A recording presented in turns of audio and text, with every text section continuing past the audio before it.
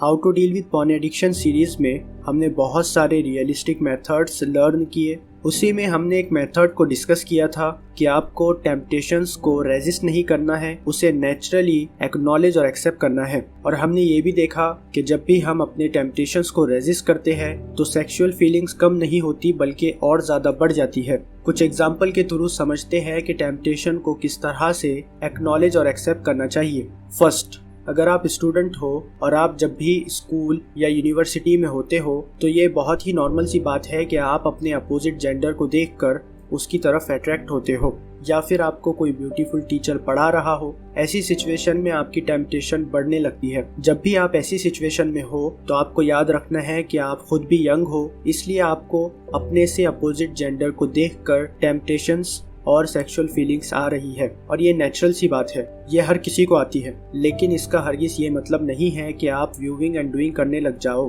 क्योंकि आपको पता है कि व्यूइंग एंड डूइंग करने से आप अपने टेम्पटेशंस और अपनी फीलिंग्स को टेम्पररी तो मार सकते हो, लेकिन उसके कुछ देर बाद आपको फिर से गिल्ट, शेम और खुद से नफरत होने लगती है। इसलिए आपको खुद से कहना है कि मैं व्यूइंग एंड डूइंग चूज नहीं कर रहा हूँ। ये एक एग्जाम्पल थी, लेकिन इसी तरह की सिचुएशन हमारे साथ बहुत सारी जगह पर होती है, like offices, public places, mall, market etcetera. Second, जब भी आप फोन यूज करते हो या सोशल मीडिया यूज कर रहे हो तो बार बार कोई ना कोई एडल्ट पोस्ट आपके सामने आ ही जाता है। ऐसी सिचुएशन में आपको याद रखना है कि ये टेम्पटेशन आना बहुत ही नॉर्मल सी बात है, क्योंकि मैं यंग हूँ और मुझे अपने अपोजिट जेंडर को देखकर फीलिंग आ रही है। लेकिन इसका हरगिज ये मतलब नहीं है कि मैं व्यूइंग एंड डूइंग करके अपनी फीलिंग्स को मारने लग जाऊँ। मैं व्यूइंग एंड डूइंग इसलिए चूज नहीं कर रहा हूँ क्योंकि मुझे उसके नेगेटिव कॉन्सिक्वेंसेस, उसके नेगेटिव इफेक्ट पता है, और मुझे व्यूइंग एंड डूइंग नहीं करने के बेनिफिट्स भी पता है।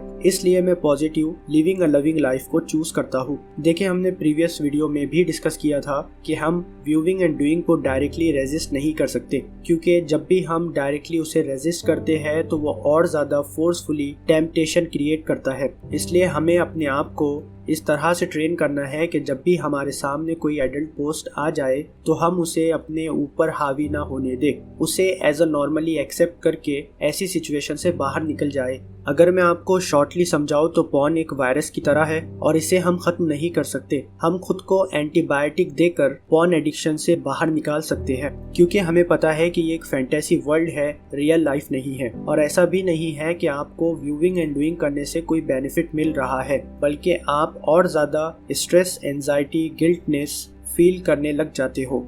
और हम पॉर्न एडिक्शन से तभी डील कर सकते हैं जब हम सही तरीके से एक्नॉलेज और एक्सेप्ट करना सीखते हैं। जब तक आप बार बार एक्नॉलेज और एक्सेप्ट की प्रैक्टिस नहीं करते तो आप अपने माइंड को चेंज नहीं कर सकते हो। आपको याद रखना है कि एडल्ट डर्टी थॉट्स आना नेचुरल सी बात है। अगर आपको इस तरह के थॉट्स और फीलिंग्स नहीं आती तो फिर प्रॉब्लम की बात है, क्योंकि इस तरह के थॉट्स हर किसी को आते हैं। हमें अपनी सेक्सुअल फीलिंग्स को रेजिस्ट नहीं करना है, बल्कि उन्हें सही तरीके से एक्नॉलेज और एक्सेप्ट करना है।